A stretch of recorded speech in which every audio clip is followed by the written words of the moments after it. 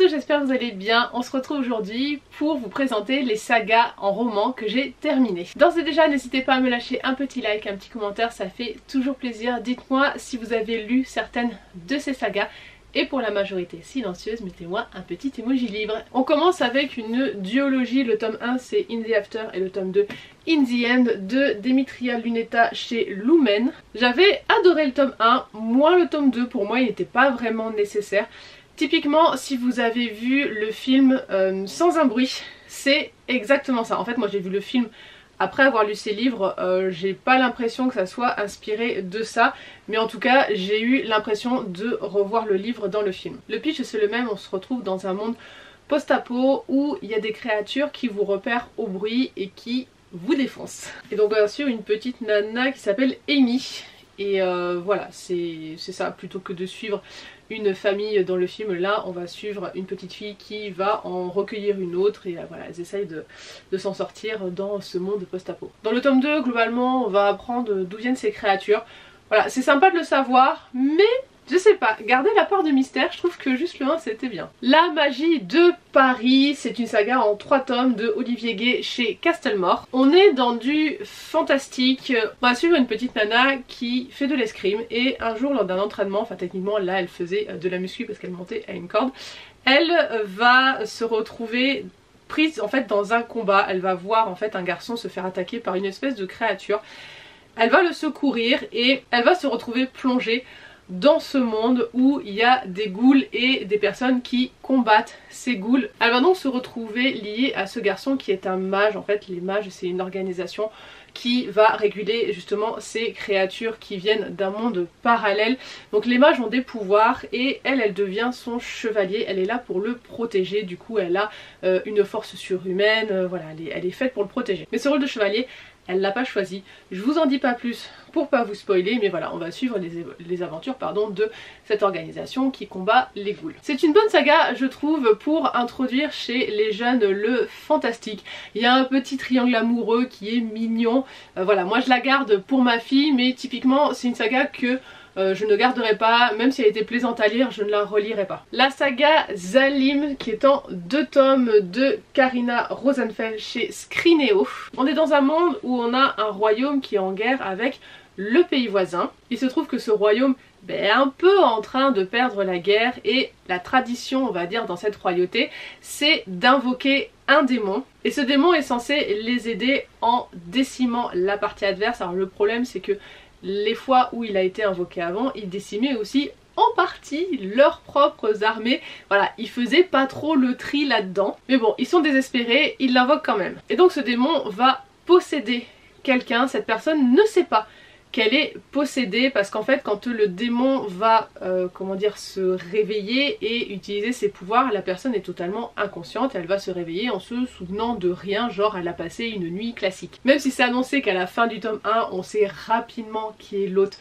du démon dans ce tome 1 et du coup on va suivre ses aventures et comment elle va se lier, comment elle va apprivoiser ce démon. Le tome 1 était super sympa, le tome 2 j'ai moins aimé dans le sens où ça a été super long et on va dire inutile.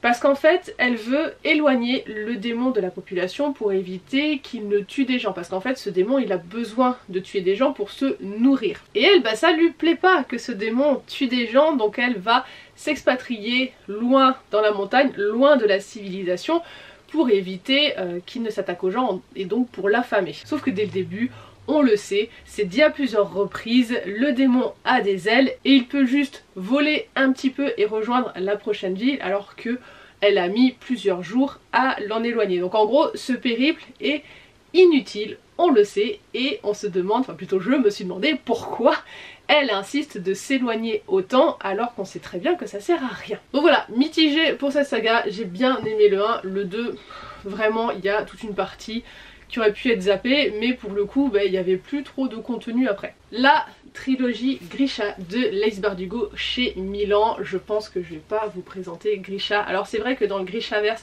il y a aussi Six of Crows et King of Scars, donc du coup je n'ai pas encore lu ces 2 autres sagas. Alors techniquement Six of Crows c'est dans le même univers mais ça se passe bien longtemps après, donc je le considère pas comme étant dans cette saga là. Et c'est vrai que King of Scars Alors oui, ça se passe après, mais du coup, comme je vais me séparer de cette saga, je voulais vous en parler, voilà, même si techniquement il existe 2 autres tomes.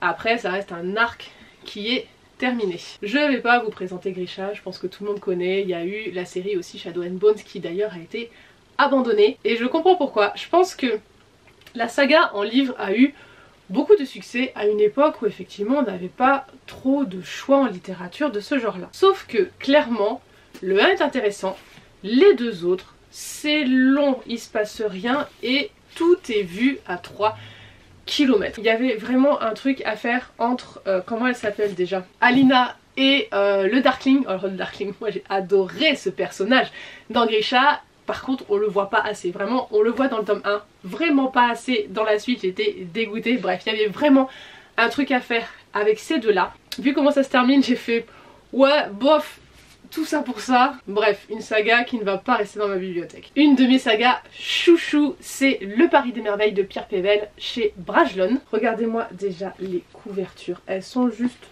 trop belles. On est à Paris au début du XXe siècle, Paris de la belle époque.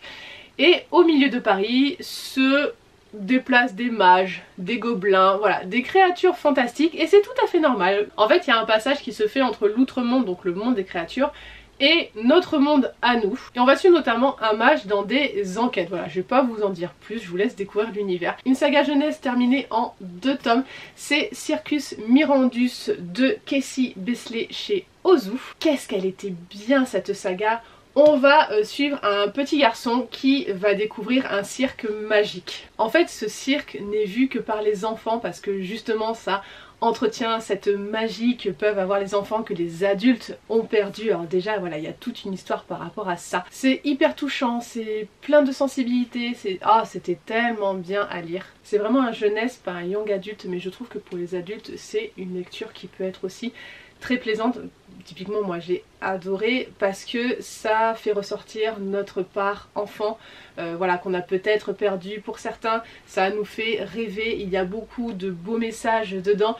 Typiquement ça c'est un livre que je lirai assez rapidement à ma fille parce qu'il n'y a rien qui fait peur là-dedans, tout est que magie. Dans le tome 2 on a un petit peu une toute petite menace qui plane, mais c'est même pas une menace méchante, voilà, on sent qu'il y a ça, mais à la fin on se rend compte que non, ce n'est pas méchant. Donc c'est pour ça que c'est une lecture en plus qui est ouverte à beaucoup d'enfants et qu'on peut lire assez vite. C'est une saga qui fait rêver, bref. Allez découvrir Circus Mirandus. Une de mes sagas coup de cœur en jeunesse young adulte qui est terminée en 3 tomes, c'est Ceux qui ne peuvent pas mourir de Karine Martin chez Gallimard Jeunesse. On est en France en 1887 dans le tome 1 et 1889 dans le tome 2 et le tome 3. Et on va suivre Gabriel qui bosse pour une confrérie qui va traquer les humains qui sont en fait des créatures qui ne devraient pas exister sur Terre, comme les vampires par exemple. Et donc dans le tome 1, on va le suivre en Bretagne où il va devoir enquêter sur des meurtres suspects. On est donc dans un fantastique qui est sombre, qui est original, qui est addictif. Les personnages sont hyper attachant. J'adore Gabriel parce qu'il est cinglant, il est cynique, moi j'adore ce genre de perso. L'intrigue nous tient en haleine, on va crescendo, on a toutes les révélations à la fin. J'ai même pleuré à la fin 2 fois, de tristesse et de bonheur. Je vous en dis pas plus, vraiment allez découvrir cette saga, elle est trop bien, c'est vraiment une de mes sagas coup de cœur. Il me reste 3 sagas à vous présenter. Tout d'abord la saga Le Royaume des Damnés qui est en 3 tomes de Kerry Maniscalco chez de Saxus. À mon avis il faut lire les 3 tomes pour apprécier vraiment cette saga, parce que si on se cantonne au tome 1, c'est vrai que on peut s'arrêter et être déçu, et je trouve quand même que c'est une saga qui est inégale. En fait ça s'accélère tellement dans le dernier tome, il y a toutes les révélations qui sont balancées qu'on se dit ouais c'est allé trop vite, mais le tout était sympa. Je sais pas si vous voyez ce que je veux dire. On a Emilia et sa sœur jumelle qui sont des sorcières. Elle se cache parmi les humains. Un jour, Emilia va retrouver sa sœur assassinée et elle va chercher le coupable. Et pour ça, elle va s'associer à Colère, un prince de l'enfer, alors qu'on lui a dit qu'il fallait éviter ces princes-là, mais elle le fait quand même pour sa sœur. Alors c'est une romantasy, j'ai beaucoup aimé l'univers, surtout justement ce royaume des damnés avec les princes des enfers. Mais comme je vous dis, le petit point négatif, c'est l'inégalité, on va dire, de répartition de l'action et des révélations dans les 3 tomes.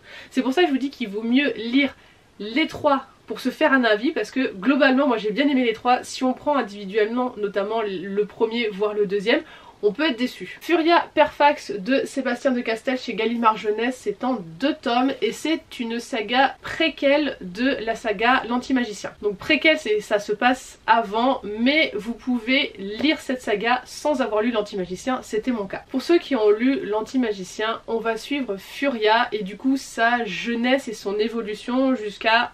je pense qu'il se passe dans l'Antimagicien, je sais pas s'il y a un gap entre les deux parce que j'ai pas lu l'Antimagicien, mais en gros on va suivre voilà l'histoire de Furia. Alors je sais pas comment est l'univers de l'Antimagicien, mais dans le tome 1 on se retrouve direct plongé dans un univers qui est hyper sombre, violent, et vraiment le récit de sa vie, c'est brutal hein. Elle est la rescapée d'un clan qui a été exterminé par des mages, elle a été enlevée, elle a été mutilée, on l'a abandonnée à une vie d'errance et solitaire. Elle a même été maudite, elle a un énorme sentiment de vengeance, elle fait tout pour survivre, bref, elle en bave. Du coup on est vachement axé sur l'intrigue et sur cette évolution de Furia et on n'en sait pas trop sur l'univers.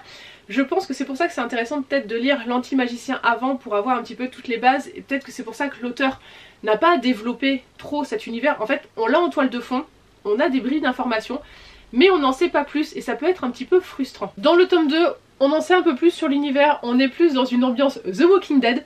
C'était marrant, franchement j'ai bien aimé cette saga, ça m'a donné envie de lire l'Antimagicien, donc c'est plutôt un bon point. Dernière petite saga à vous présenter, c'est au service de Sa Majesté la Mort de Julien Hervieux chez Castelmort. Je suis dégoûtée qu'il n'y ait eu que 2 tomes, j'aurais aimé en savoir plus, en plus ils sont tout petits. Et comme c'est du jeunesse, bah ça se lit super vite. Franchement, j'aurais bien aimé rester plus longtemps là-dedans. On va suivre une petite nana en 1887 qui va être un témoin gênant et va se faire assassiner. Mais du coup, elle est ressuscitée par Charon pour servir la mort. Elle est donc une revenante et avec d'autres, elle va traquer les humains qui défient la mort. Normalement, on le sait à l'avance, les humains doivent mourir à une certaine date. Et certains vont défier cette loi-là par le vaudou, par le vampirisme, par voilà, toutes ces choses-là. Et du coup, elle est chargée, pas du tout, elle est chargée d'aller traquer ces humains et de les emmener du coup à leur destin, parce que normalement ils ne doivent pas continuer à vivre. On a des personnages au caractère bien marqué, l'histoire est prenante, c'est rythmé, j'ai adoré cet univers et c'est pour ça que je voulais une suite. Voilà pour mes sagas terminées, j'espère que ça vous a plu. Dites-moi en commentaire si vous en avez lu certaines, n'hésitez pas à vous abonner si c'est pas déjà fait et je vous dis à demain pour une nouvelle vidéo. Bye bye.